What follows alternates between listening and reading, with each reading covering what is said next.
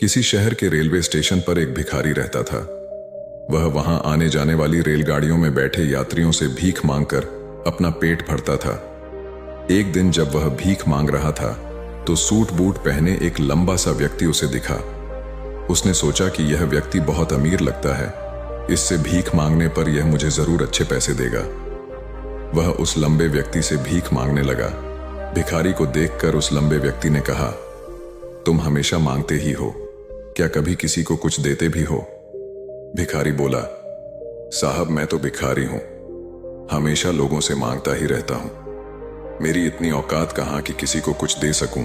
लंबा व्यक्ति बोला, जब किसी को कुछ दे नहीं सकते तो तुम्हें मांगने का भी कोई हक नहीं है। मैं एक व्यापारी हूं और लेन देन में ही विश्वास करता हूं। अगर तुम्हारे पास मुझे कुछ देने को हो तभी मैं तुम्हें बदले में कुछ दे सकता हूं। तभी वह स्टेशन आ गया जहां पर उस लंबे व्यक्ति को उतरना था। वह ट्रेन से उतरा और चला गया। इधर भिखारी उसकी कही गई बात के बारे में सोचने लगा। उस लंबे व्यक्ति के द्वारा कही गई बात उस भिखारी के दिल में उतर गई।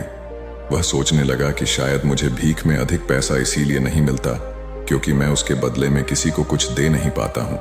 लेकिन मैं तो भिखारी हूं, किसी को कुछ देने लायक भी नहीं हूं। लेकिन कब तक मैं लोगों को बिना कुछ दिए केवल मांगता ही रहूंगा? बहुत सोचने के बाद उस भिखारी ने निर्णय किया कि जो भी व्यक्ति उसे भीख देगा तो उसके बदले में वह भी उस व्यक्ति को कुछ जरूर देगा। लेकिन अब उसके दिमाग में यह प्रश्न चल रहा था कि वह खुद भिखारी है तो भीख के बदले में वह दूसरों को क्या दे सकता है। इस बात को सोचते हुए 2 दिन हो गए, लेकिन उसे अपने प्रश्न का कोई उत्तर नहीं मिला था। तीसरे दिन जब वह स्टेशन के पास बैठा हुआ था तभी उसकी नजर कुछ फूलों पर पड़ी जो स्टेशन के आसपास के पौधों पर खिल रहे थे। उसने सोचा, क्यों ना मैं लोगों को भीख के बदले कुछ फूल दे दिया करूं। उसको अपना यह विचार अच्छा लगा और उसने वहां से कुछ फूल तोड़ लिए। अब वह ट्रेन में भीख मांगने पहुंचा। अब जब भी कोई उसे भीख देता तो उसके बदले में वह भीख देने वाले को कुछ फूल दे देता। उन फूलों को लोग खुश होकर अपने पास रख लेते थे। अब भिखारी रोज फूल तोड़ता और भीख के बदले में उन फूलों को लोगों में बांट देता था। कुछ ही दिनों में उसने महसूस किया कि अब उसे बहुत अधिक लोग भीख देने लगे हैं। वह स्टेशन के पास के सभी फूलों को तोड़ लाता था। जब तक उसके पास फूल रहते थे तब तक उसे बहुत से लोग भीख देते थे। लेकिन जब फूल बांटते बांटते खत्म हो जाते तो उसे भीख भी नहीं मिलती थी। अब रोज ऐसा ही चलता रहा। एक दिन जब वह भीख मांग रहा था तो उसने देखा कि वही लंबा व्यक्ति ट्रेन में बैठा है जिसकी वजह से उसे भीख के बदले फूल देने की प्रेरणा मिली थी। वह तुरंत उस व्यक्ति के पास पहुंच गया और भीख मांगते हुए बोला, आज मेरे पास आपको देने के लिए कुछ फूल हैं। आप मुझे भीख दीजिए तो बदले में मैं आपको कुछ फूल दूंगा। उस लंबे व्यक्ति ने उसे भीख के रूप में कुछ पैसे दे दिए और भिखारी ने कुछ फूल उसे दे दिए। उस लंबे व्यक्ति को यह बात बहुत पसंद आई। वह बोला, वाह क्या बात है, आज तुम भी मेरी तरह एक व्यापारी बन गए हो। इतना कहकर फूल लेकर वह लंबा व्यक्ति अपने स्टेशन पर उतर गया। लेकिन उस लंबे व्यक्ति द्वारा कही गई बात एक बार फिर से उस भिखारी के दिल में उतर गई। वह बार बार उस लंबे व्यक्ति के द्वारा कही गई लाइन के बारे में सोचने लगा और बहुत खुश होने लगा। उसकी आंखें अब चमकने लगीं। उसे लगने लगा कि अब उसके हाथ सफलता की वह चाबी लग गई है जिसके द्वारा वह अपने जीवन को बदल सकता है। वह तुरंत ट्रेन से नीचे उतरा और उत्साहित होकर बहुत तेज आवाज में ऊपर आसमान की तरफ देखकर बोला, मैं भिखारी नहीं हूं, मैं तो एक व्यापारी हूं। मैं भी उस लंबे व्यक्ति जैसा बन सकता हूं, मैं भी अमीर बन सकता हूं। लोगों ने उसे देखा तो सोचा कि शायद यह भिखारी पागल हो गया है और अगले दिन से वह भिखारी उस स्टेशन पर फिर कभी नहीं दिखा। लेकिन 6 महीने बाद इसी स्टेशन पर 2 व्यक्ति सूट बूट पहने हुए यात्रा कर रहे थे। दोनों ने एक दूसरे को देखा तो उनमें से एक ने दूसरे से हाथ मिलाया और कहा, क्या आपने मुझे पहचाना? दूसरा व्यक्ति बोला, नहीं, क्योंकि मेरे हिसाब से हम लोग पहली बार मिल रहे हैं।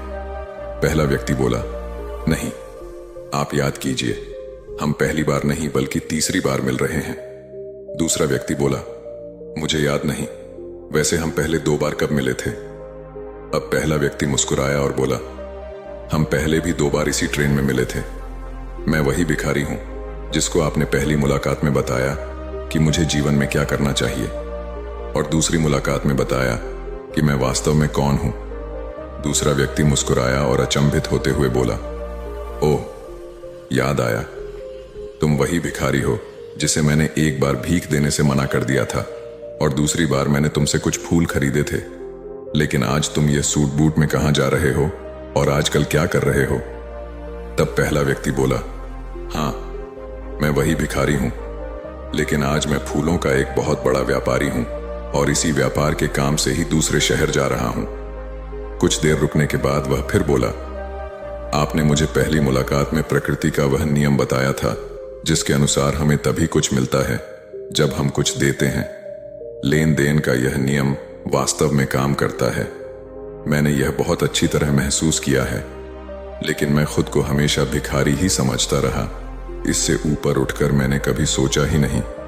और जब आपसे मेरी दूसरी मुलाकात हुई तब आपने मुझे बताया कि मैं एक व्यापारी बन चुका हूं। अब मैं समझ चुका था कि मैं वास्तव में एक भिखारी नहीं बल्कि व्यापारी बन चुका हूं। मैंने समझ लिया था कि लोग मुझे इतनी भीख क्यों दे रहे हैं, क्योंकि वह मुझे भीख नहीं दे रहे थे बल्कि उन फूलों का मूल्य चुका रहे थे। सभी लोग मेरे फूल खरीद रहे थे क्योंकि इससे सस्ते फूल उन्हें कहां मिलते। मैं लोगों की नजरों में एक छोटा व्यापारी था, लेकिन मैं अपनी नजरों में एक भिखारी ही था। आपके बताने पर मुझे समझ आ गया कि मैं एक छोटा व्यापारी हूं। मैंने ट्रेन में फूल बांटने से जो पैसे इकट्ठे किए थे उनसे बहुत से फूल खरीदे और फूलों का व्यापारी बन गया। यहाँ के लोगों को फूल बहुत पसंद हैं और उनकी इसी पसंद ने मुझे आज फूलों का एक बहुत बड़ा व्यापारी बना दिया। दोनों व्यापारी अब खुश थे और स्टेशन आने पर साथ उतरे और अपने अपने व्यापार की बात करते हुए आगे बढ़ गए। दोस्तों, इस कहानी से हमें बहुत कुछ सीखने को मिलता है। कहानी में लंबा व्यापारी गिव एंड टेक के रूल को बहुत अच्छी तरह जानता था। दुनिया के सभी बड़े व्यापारी इसी लाइफ रूल का यूज करके बड़े व्यापारी बन पाए हैं। इस फॉर्मूले को उसने भिखारी को भी बताया। भिखारी ने इस नेचुरल रूल को अपना लिया और इसका असर उसके जीवन में साफ दिखाई भी देने लगा। वह जान चुका था कि उसे क्या करना चाहिए, लेकिन अपनी छोटी सोच के कारण वह खुद को भिखारी मानता रहा। वह स्वयं को ही नहीं पहचान पाया। वह अपने आत्मसम्मान को नहीं जगा पाया, जिसकी वजह से वह अपनी थिंकिंग भी नहीं बदल पाया। यह कहानी हमें बताती है कि हम यदि अपनी सोच बदल लें तो उससे कुछ भी हासिल किया जा सकता है। यदि हम खुद को छोटा समझते रहेंगे तो हम हमेशा छोटे ही बने रहेंगे। बड़ा बनने के लिए हमें अपने विचारों को बदलना होगा। हमें खुद के बारे में बड़ा सोचना होगा, तभी हम बड़े बन पाएंगे।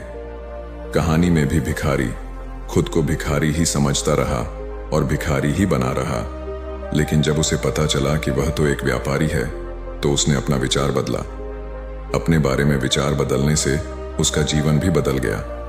उस लंबे व्यक्ति ने तो केवल उसका आत्मसम्मान जगा दिया था और वह इसी कारण आज भिखारी से एक बहुत बड़ा व्यापारी बन पाया था।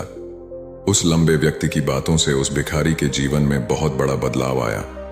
वास्तव में उस भिखारी का सेल्फ रिस्पेक्ट जाग गया था, और सेल्फ रिस्पेक्ट और कुछ नहीं बल्कि हमारी खुद के बारे में सोच होती है।